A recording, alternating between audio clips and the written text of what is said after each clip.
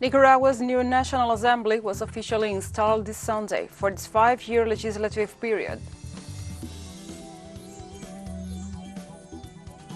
West African leaders gathered in Ghana's capital, Accra, on Sunday decided to impose fresh sanctions on Mali over the delayed transition from military rule.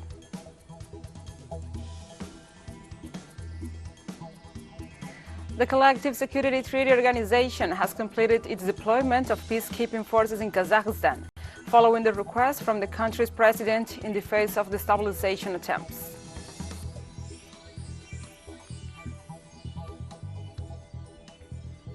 From the headquarters of TeleSUR English in Havana, Cuba, this is From the South. I'm your anchor, Gladys Quesada, and these are the news. Nicaragua's new National Assembly was officially installed this Sunday for its 5-year legislative period. The 90 members of parliament elected in the November 7th general elections received their credentials from the president of the Supreme Electoral Council, Brenda Rocha, who took the oath of office. Legislators unanimously re-elected Gustavo Porras as the president of the parliament's board of directors. The ruling Sandinista National Liberation Front secured another landslide victory in the November elections, with President Daniel Ortega re-elected and adding to its parliamentary majority.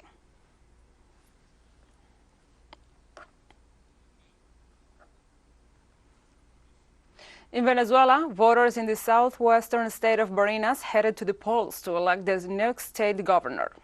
According to the official results, the candidate for the opposition Democratic Unity Roundtable coalition, Sergio Garrido, won with 55.36% of the vote.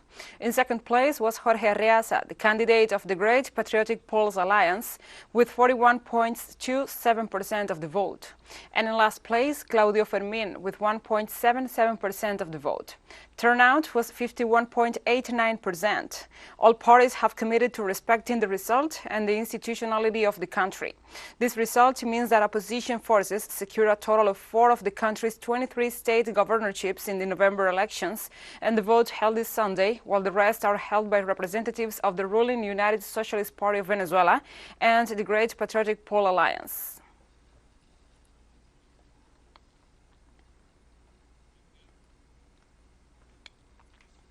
Argentina's automotive production increased by 69% in 2021 compared to 2020.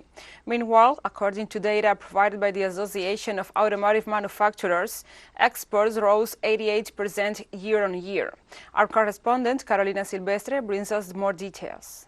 Last year alone, the automotive industry produced more than 400,000 units, a figure that indicates the possibility of maintaining sustained growth in the future. What can be effectively seen in this sector is that it has already recovered not only what was lost, it has largely surpassed what was lost during 2020, the worst moment of the pandemic, but it has also recovered compared to 2019. It is a sector that is clearly heading towards overcoming the double crisis, the crisis of the coronavirus and also the crisis that was generated in the last 2 years by the previous government, by the government of Mauricio Macri. According to the Ministry of Production, Matias Culfas, the automotive industry's future is very promising. We are already talking about automotive projects that have a national component of over 40%. We are talking about the fact that when we started, out of every 100 cars that were patented in Argentina, only 27 were of national manufacture, and now we have closed the year with around 88 cars out of every 100 patented of national manufacture. That is to say, it is a much more competitive industry, much more productive, with more national components, generating many jobs. Regarding exports, the president of the Association of Automotive Manufacturers, Martin Galdeano, reported that they increased by 82% and offered details on what remains to be done. Some laws that are in Congress, such as the Automotive Industry Promotion Law and the Sustainable Mobility Law, that are key to the future and the long term of our industry. General Secretary of the Argentine Union of Mechanical and Allied Automotive Transportation, Ricardo Pinanelli, expresses similar views. We have to push ahead with increasing national components. By adding domestic components, we will be able to export more and import some models that are required by a certain number of Argentines.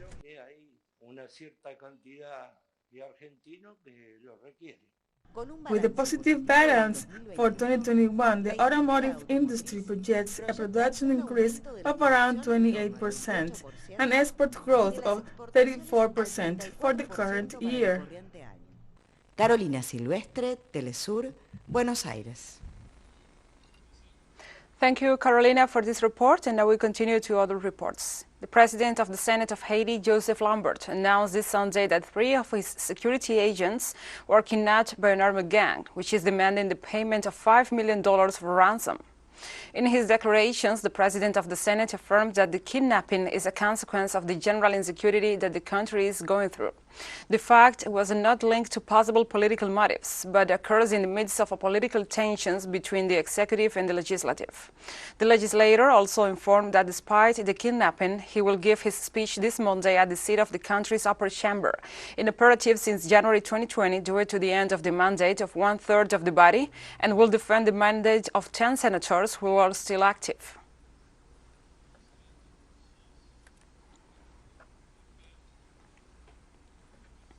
More than 800,000 migrants residing in New York City will have access to the ballot box and could participate in municipal elections starting next year after Mayor Eric Adams allowed an initiative to automatically become city law. The election board must now outline the implementation of a plan for July, including voter registration rules and clauses that will create separate ballots for municipal contests to prevent migrants from casting ballots in federal and state races. The movement to obtain voting rights for this group prevailed even after several setbacks.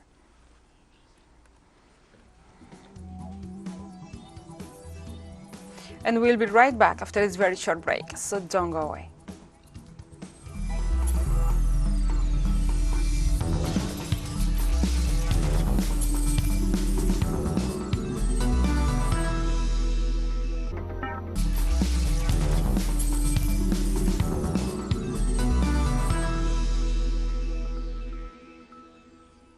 Welcome back. West African regional leaders imposed new sanctions on Mali on Sunday, suspending most commerce and financial aid to the country after its military rulers said they will stay in power for 4 more years instead of holding an election next month as promised. According to a statement released after a day-long meeting in Ghana's capital, the sanctions mark the steepest consequences for Mali to date and include land and air border closures with other countries belonging to the Economic Community of West African States. The junta, led by Colonel Kazimi Goïta, initially agreed to hold a new election in late February, 18 months after its first seized power. But following another coup that ousted the civilian transitional authorities in May last year, Goïta said elections will not be held until 2026. The new elections and the new sanctions, won't apply to essentials like pharmaceuticals, medical supplies, equipment to fight COVID-19, petroleum products, or electricity.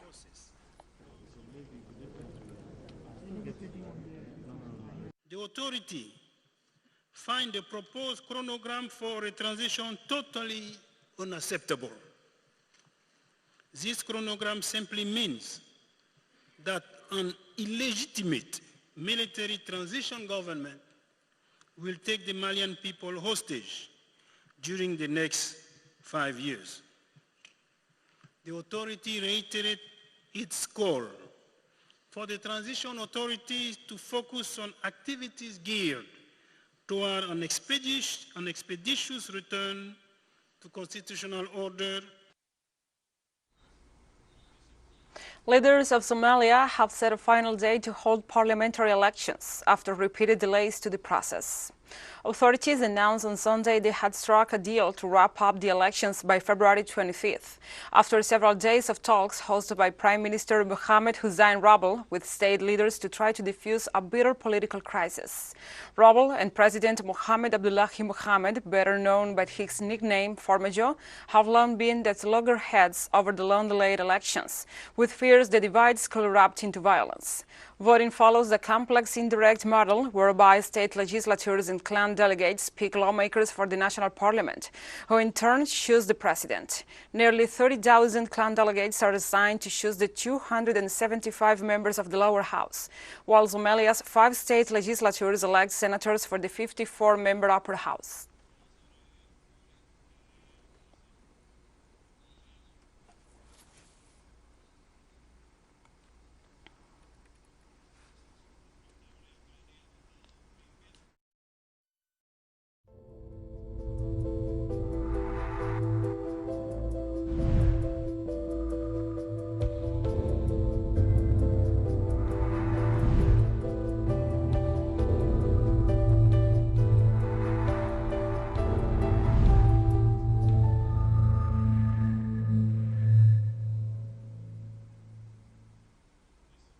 Now we address other topics. In Mexico, the rise in COVID-19 cases continues. However, authorities in the capital have ruled out a lockdown while recommending that measures be maintained to avoid the spread of the virus. Our correspondent, Eduardo Martinez, has the story.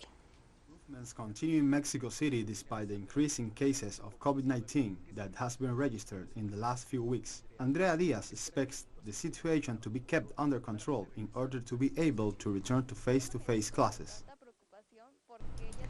I don't feel so worried anymore because I already have the 2 vaccine shots and I have been taking care of myself with sanitizers and healthy distancing. But I'm worried that once again there are going to be school and other closures because we are set to return to classes this month and I don't want to be locked up in my house all the time. In public health centers, pharmacies, and even in shopping malls, there is an increase in the flow of people seeking a SARS-CoV-2 screening test. The percentage of positivity in the capital of the country is 25%, according to the authorities. This January 6th alone, 5,800 new infections were detected.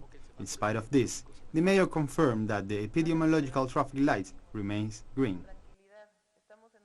We call on citizens to keep calm because we are all vaccinated and because this particular variant does not seem to be so serious. It is transmitted very fast, but it is not so dangerous.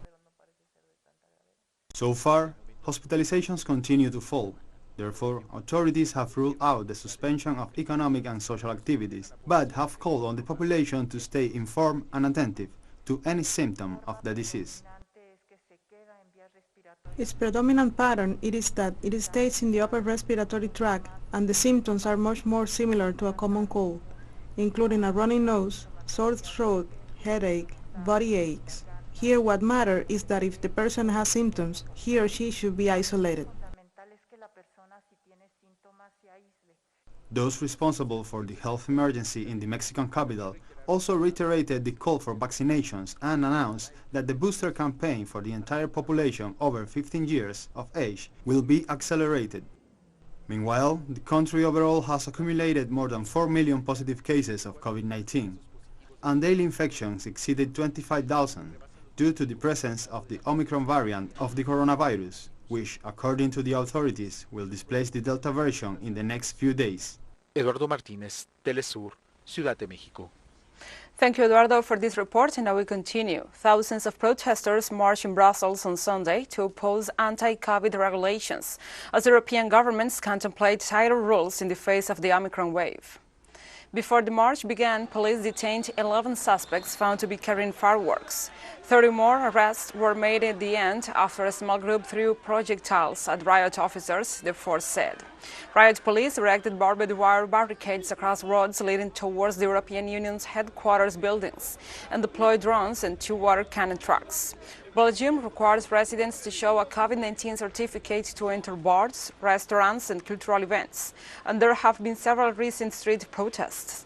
On Sunday, the health minister called for a parliamentary debate on tighter rules as Belgium sees COVID-19 cases soar as the Omicron variant takes hold.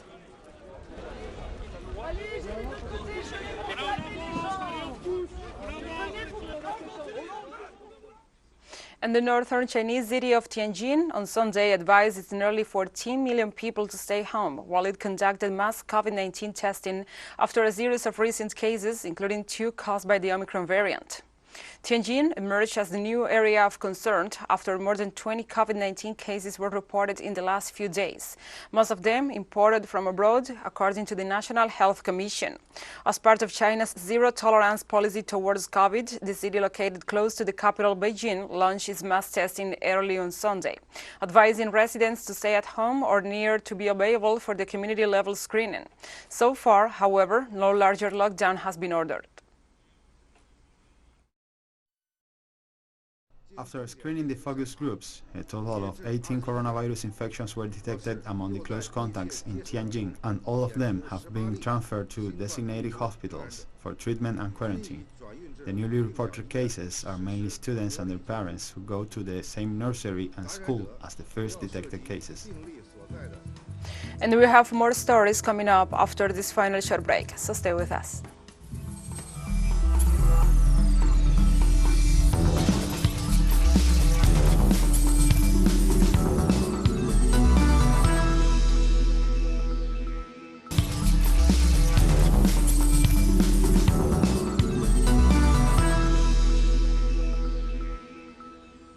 Welcome back. The deployment of peacekeeping forces of the Collective Security Treaty Organization in Kazakhstan has been completed following the request from the country's president in the face of destabilization attempts.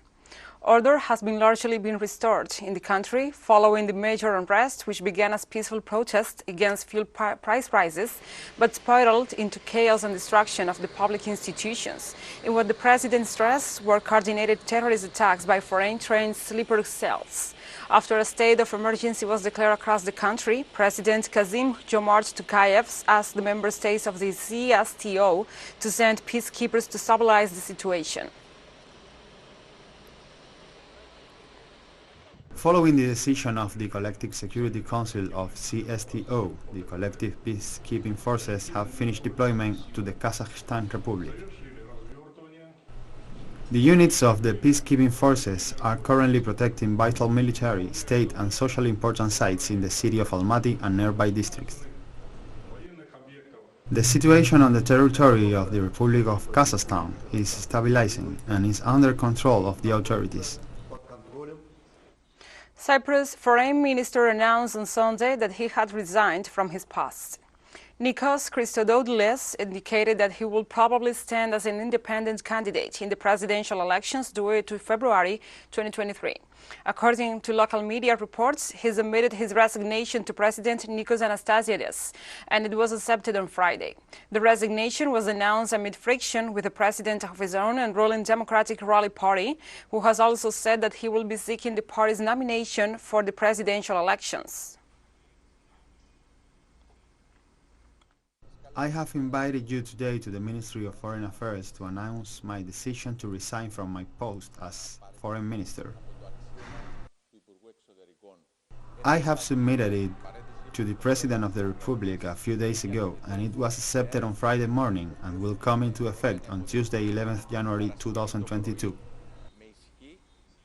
The escalation of violence in Iraq continues. This Sunday, 3 U.S. military caravans were attacked south of the Arab country. The first explosion took place on a road through the southern provinces of Al-Mutahna, heading to a U.S. base of drop-off logical supplies. The second explosion occurred in the central province of Baghdad, while a third military convoy was the target of a roadside bomb attack in the eastern province of Salah al-Din. So far, authorities have not confirmed any injuries or fatalities.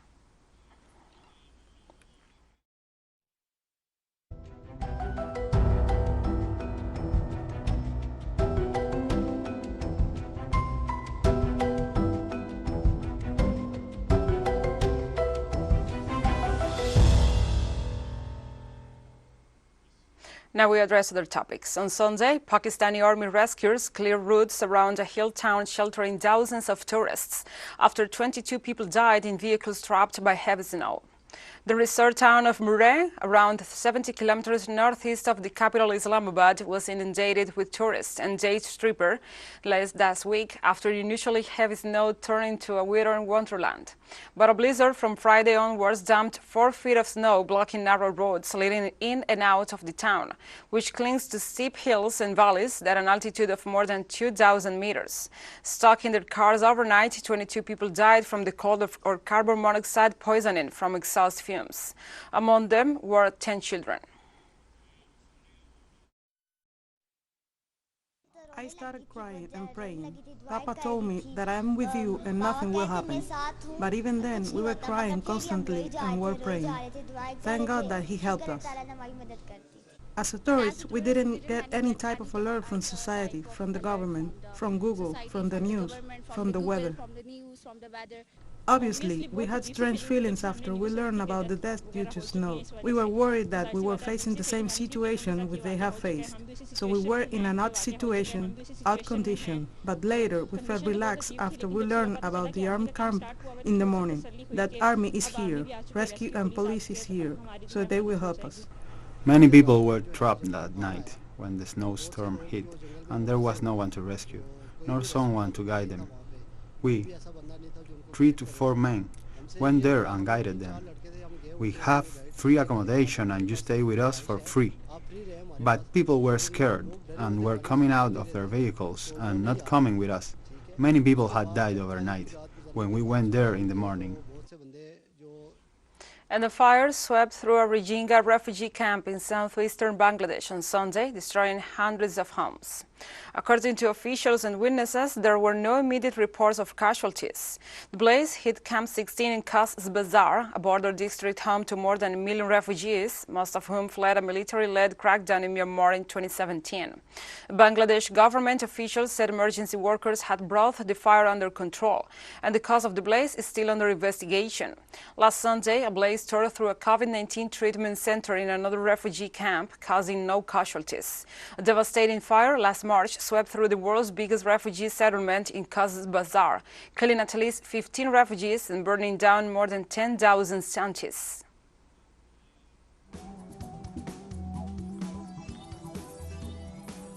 And we have come to the end of this news brief. But remember, you can find this and many other stories on our website at telesurenglish.net.